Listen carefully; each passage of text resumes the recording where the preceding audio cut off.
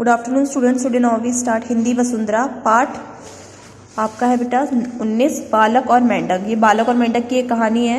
चलो हम इसे पढ़ते हैं। एक गांव में चार शरारती लड़के रहते थे। एक गांव में चार शरारती लड़के रहते थे। अपनी आदत के अनुसार वे दूसरे लड़कों को बहुत तंग करते थे। अपनी आदत के अनुसार वो क्या करते थे? दूसरे बच्चों को बहुत ज़्यादा परेशान करते थे, तंग करते थे और हंसते थे। इससे दूसरे प्राणियों को बड़ा कष्ट होता था। इससे दूसरे जो प्राणी थे उनको बहुत कष्ट होता था। एक दिन खूब जोर से वर्षा हुई। सारे तालाब पानी से लबालब भर गए। खूब ज्यादा बारिश होती है और तालाब जो है ऊपर तक पूरे लबालब भर जाते हैं पानी से। मेंढक टरटराने लगे। बारिश रुकते ही वे चारों एक तालाब के पास आ पहुंचे। जैसी बारिश रुकी वो चारों जो शरारती बच्चे थे वो चारों के चारों तालाब के पास आ गए। देख रहे हो ना आप, ये एक तालाब है और इसमें चारों बच्चे आ गए इसके आसपास पहुंचे। वहां पहुंचकर उन्होंने पत्थर और कंकड़ इकट्ठे किए। वहां पहुंचकर क्या किया उन्होंने? पत्थर और कंकड़ इकट्ठे किए। उसके बाद वे चारों उन्हें फेंक फेंक कर मेंढकों को मारने लगे। उसके बाद क्या किया चारों ने? उनको फेंक फेंक कर किसको मारने लगे? वो मेंढकों को पत्थर मारने लगे। उनकी मार से कितने ही मेंढक घायल हो गए। उनकी जो उन्होंने पत्थर मारे, कंकड़ मारे मेंढक को, तो मेंढक काफी ज्यादा क्या हो गए थे बेटा? घायल हो गए थे।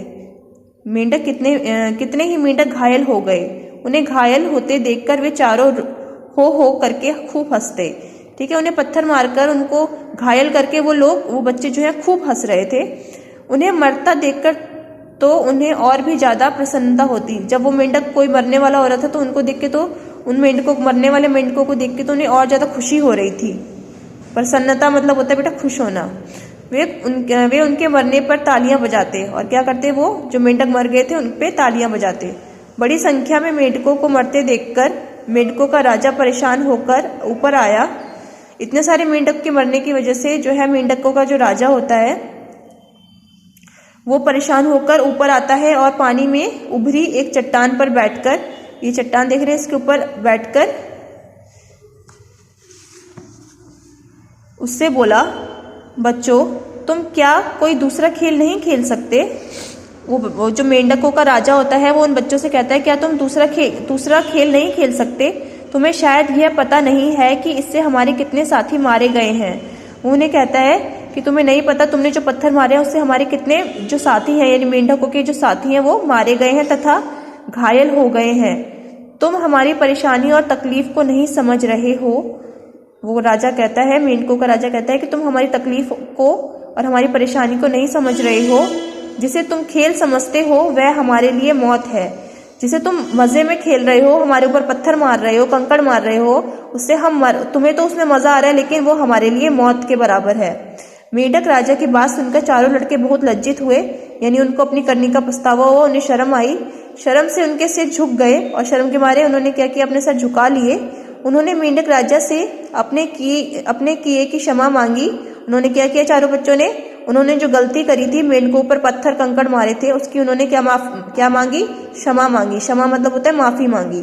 और फिर कभी ऐसा खेल ना खेलने की कसम खाकर वहां से चले गए। और ऐसा खेल ना खेलने की कसम खाकर वो चारों बच्चे वहां से चले गए। तो आज बच्चे आप क्या करेंगे? जो शब्दार्थ है इसको आज अपने होमवर्क में, अपनी नोटबुक में करेंगे। ठीक है, डू इन नोटबुक। ये जो आपको शब्दार्थ दिख रहे हैं ना नीचे, इनको आप अपनी नोटबुक में करेंगे।